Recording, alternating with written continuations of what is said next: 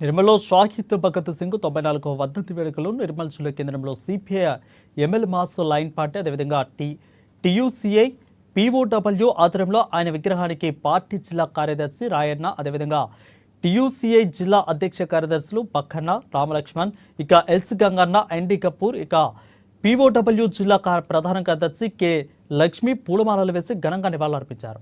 రాజన మాట్లాడుతూ 1931 మార్చి 23న భగత్ సింగ్, రాజ్ గురు, సుఖదేవులను ఆనాటి బ్రిటిష్ ప్రభుత్వం ఉరితీసిందని అన్నారు. 78 ఏళ్లు నిండిన మన దేశ స్వాతంత్ర్యం సగటు మనిషి జీవితంలో వెలుగులు తీసుకురాలేదని అన్నారు. అందుకు కారణం వ్యవస్థలోనే అనేక లోపాలు ఉన్నాయని అన్నారు. వాటిని సవరించుకుని మహనీయులు కలలను నెరవేర్చాలని అన్నారు.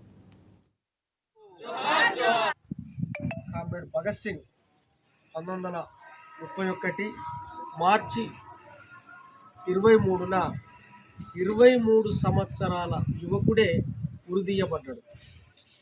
ఆయన చేసినటువంటి ద్రోహం ఏంది, ఆయన చేసినటువంటి నేరం ఏంది? ఆయన కోరుకున్నది దేశ ప్రజలందరికీ స్వాతంత్రం కావాలని. మనకు 200 సంవత్సరాల ముందు మన దేశానికి బ్రిటిష్ వాడు వచ్చి మన సంపదను, మన మొత్తం దేశ సంపదను దోచుకెళ్ళి బానిసలుగా మొత్తం చేస్తూ ఉంటే, ఇలా అయితే మేము బతికేది లేదని చెప్పేసి మాకు స్వాతంత్రం కావాలని చెప్పేసి జాతీయోద్యమ స్వాతంత్ర పోరాటంలో ఎందరో మంది పోరాడినరు. అందులో భాగంగానే భగత్ సింగ్, రాజ్గురు, సుఖదేవ్ నిజం మాట్లాడడానికి, నిజాయితీగా మాట్లాడడానికి క్విట్ ఇండియా ఉద్యమం, మీరు అందరి మా ఇండియా నిడిచి మీరు వెళ్ళిపోవాలా, మా స్వాతంత్రం మాకు కావాలా అని చెప్పేసి కొట్లాడినటువంటి మహానాయకుడు.